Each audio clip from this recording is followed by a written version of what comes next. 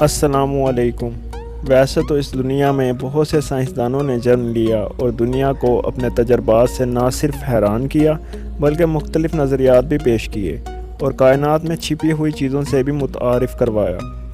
142 سال پہلے 14 مارچ کے دن ایک شخص کی پیدائش ہوئی جس نے نظریہ ساکت پیش کر کے دنیا کو اس پوری کائنات کا ایک خاکہ تیار کر کے دکھایا، اور اس شخصیت کا نام البرٹ آئنسٹائن تھا۔ لیکن آج ہی کے دن ایک ایسی شخصیت کا انتقال بھی ہوا جس نے کائنات کے اس خاکے میں رنگ بھرے اور اسے قابل فہم بنایا۔ اس شخص خاص کا نام اسٹیفن ہاکنگ ہے، جسے اس صدی کے سب سے بڑے سائنسدان کے نام سے بھی پکارا جاتا ہے، اور آج کی اس ویڈیو میں ہم آپ کو اس شخصیت کی زندگی کی حقیقت اور اس کے کیے گئے کارناموں کے بارے میں بتائیں گے۔ مگر ویڈیو میں مزید آگے جانے سے پہلے نئے آنے والے دوستوں سے التماس ہے کہ وہ ہمارے چینل بایوگرافی پوائنٹ کو سبسکرائب کریں تاکہ آنے والی ویڈیوز آپ کو باقاعدگی سے مل سکیں اور آپ کی معلومات میں اضافے کا باعث بھی بن سکیں۔ معروف سائنسدان اسٹیفن ہاکنگ کی زندگی کی تاریخ۔ اسٹیفن ہاکنگ اس وقت آئنسٹائن کے بعد دنیا کا سب سے بڑا سائنسدان مانا جاتا ہے۔ اسے دنیا کا سب سے ذہین شخص بھی کہا جاتا ہے۔ اسٹیفن ہاکنگ 8 جنوری سن 1942 کو پیدا ہوئے۔ انہوں نے آکسفورڈ سے طبیعیات یعنی فزکس کی تعلیم حاصل کی اور بعد میں کیمبرج یونیورسٹی سے فلکیات کے شعبہ میں پی ایچ ڈی کی ڈگری بھی حاصل کی۔ اللہ تعالیٰ نے قرآن مجید میں 1400 سال پہلے فرمایا تھا کہ یہ کائنات ابھی نامکمل ہے اور کائنات میں روزانہ نئے سیارے جنم لے رہے ہیں۔ قرآن کی اس تھیوری کو اسٹیفن ہاکنگ نے ثابت کیا۔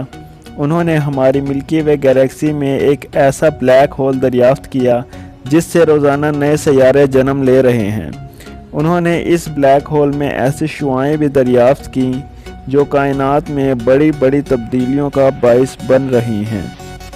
یہ شعاعیں ہاکنگ ریڈیشنز کہلاتی ہیں جو کہ اسٹیفن ہاکنگ کے نام سے ہی منسوب ہیں۔ وہ فزکس اور ریاضی کے ایکسپرٹ تھے اور دنیا کے تمام بڑے سائنسدان انہیں اپنا استاد سمجھتے ہیں، لیکن یہ ان کی زندگی کا محض ایک پہلو ہے۔ ان کا اصل کمال ان کی بیماری تھی۔ وہ ایم ایس سی تک ایک درمیانے درجے کا طالب علم تھا۔ وہ کھیلتا کودتا اور سائیکل چلاتا تھا اور روزانہ 5 کلومیٹر تک دوڑ لگاتا تھا۔ جب وہ 1963 میں کیمبرج یونیورسٹی سے پی ایچ ڈی کر رہا تھا، وہ ایک دن سیڑھیوں سے نیچے پھسل گئے۔ انہیں ہسپتال لے جایا گیا تو وہاں ان کا طبی معائنہ کرنے کے بعد یہ انکشاف ہوا کہ وہ دنیا کی پیچیدہ ترین بیماری موٹر نیورون ڈیزیز میں مبتلا ہیں۔ یہ بیماری طبی زبان میں ALS کہلاتی ہے۔ اس وقت ان کی عمر 22 سال تھی۔ ان دنوں وہ اپنی پہلی بیوی جین کے ساتھ شادی کی تیاری کر رہے تھے۔ ڈاکٹرز کا قیاس تھا کہ وہ زیادہ لمبی عمر نہیں جی سکیں گے۔ ان کی شادی 26 سال قائم رہی اور ان کے 3 بچے ہوئے۔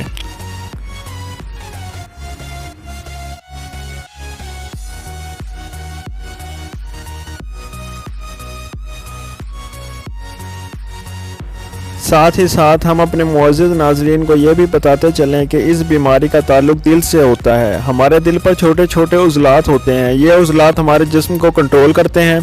اس بیماری کے انکشاف سے پہلے سائنسدان دماغ کو انسانی جسم کا ڈرائیور سمجھتے تھے، لیکن 20ویں صدی کے شروع میں جب ALS کا پہلا مریض سامنے آیا تو پتہ چلا کہ انسانی جسم کا مرکز دماغ نہیں بلکہ دل ہے، اور دنیا کے تمام مذاہب ٹھیک کہتے ہیں انسان کو دماغ کی بجائے دل پر توجہ دینی چاہیے۔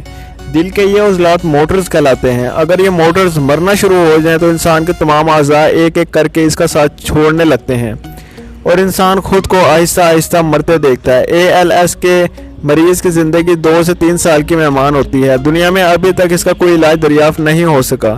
سب سے پہلے اسٹیفن ہاکنگ کے ہاتھ کی انگلیاں مفلوج ہوئیں، پھر ان کے ہاتھ، پھر ان کے بازو، پھر اس کا بالائی دھڑ، اور پھر ان کے پاؤں، اور پھر آخر میں ان کی زبان بھی ان کا ساتھ چھوڑ گئی، اور یوں وہ 1965 میں ویل چیئر تک محدود ہو گئے۔ ان کی گردن دائیں جانب ڈھلکی اور پھر دوبارہ سیدھی نہ ہو سکی۔ وہ 1974 میں خوراک اور واش روم کے لیے بھی دوسروں کے محتاج بن گئے۔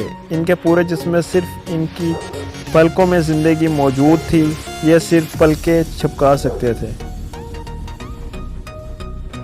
ڈاکٹرز نے 1974 میں اسٹیفن ہاکنگ کو گڈ بائی کہہ دیا، مگر ہاکنگ نے شکست تسلیم کرنے سے انکار کر دیا۔ اس شخص نے زندہ رہنے، آگے بڑھنے اور اسی معذوری کے باوجود دنیا کا سب سے بڑا سائنسدان بننے کا فیصلہ کیا۔ چنانچہ انہوں نے ویل چیئر پر کائنات کے سیکرٹس ریویل کرنا شروع کیے تو سائنسدان حیران رہ گئے۔ کیمبرج یونیورسٹی کے کمپیوٹر سائنسدانوں نے ہاکنگ کے لیے ایک ٹاکنگ کمپیوٹر بھی بنایا۔ یہ کمپیوٹر اسٹیفن ہاکنگ کی ویل چیئر پر لگا دیا گیا۔ یہ کمپیوٹر ہاکنگ کی پلکوں کی زبان سمجھتا تھا۔ وہ اپنی سوچ کو اپنی پلکوں پر شفٹ کرتے، پلکیں خاص زاویے اور ردم میں حرکت کرتی، یہ ردم لفظوں کی شکل اختیار کرتی، یہ لفظ کمپیوٹر کی اسکرین پر ٹائپ ہوتے اور بعد ازاں اسپیکر کے ذریعے نشر ہوتے۔ چنانچہ اسٹیفن ہاکنگ دنیا کے واحد شخص تھے جو اپنی پلکوں سے بولتے تھے اور پوری دنیا ان کی آواز سنتی تھی۔ اسٹیفن ہاکنگ نے اسی طریقے کو استعمال کرتے ہوئے بے شمار کتابیں بھی لکھیں۔ ان کی کتاب a brief history of time نے پوری دنیا میں تہلکہ مچا دیا۔ ہاکنگ کو سن 1988 میں ان کی اسی کتاب کی وجہ سے شہرت ملی۔ یہ کتاب 237 ہفتے دنیا کی بیسٹ سیلنگ بک رہی، جس کی 1 کروڑ سے زائد کاپیاں فروخت ہو چکی ہیں اور دنیا بھر میں ناولز اور ڈراموں کی طرح خریدی اور پڑھی گئیں۔ 2007 میں ہاکنگ دونوں بازو اور ٹانگوں سے مفلوج پہلے انسان بن گئے جنہوں نے زیرو گریوٹی ایکسپیرینس کیا، جب انہوں نے کشش ثقل کی عدم موجودگی والے خصوصی طور پر تیار کردہ ایک جہاز میں سفر کیا۔ دوستوں، اسٹیفن ہاکنگ 14 مارچ سن 2018 یعنی بروز بدھ 76 سال کی عمر میں دنیائے فانی سے کوچ کر گئے۔ ہاکنگ نے مرنے سے پہلے ہی یہ وصیت کر دی تھی کہ ان کی قبر پر انہی کی ایک ایکویشن لکھی جائے۔ یہ ایکویشن اسٹیفن ہاکنگ کی سب سے اہم دریافت ہے، جو کہ ہاکنگ ریڈیشنز کو بیان کرتی ہے۔ اس ایکویشن کے مطابق بلیک ہول مکمل سیاہ نہیں بلکہ یہ ایک چمک پیدا کرتا ہے جسے ہاکنگ ریڈیشن کہا جاتا ہے۔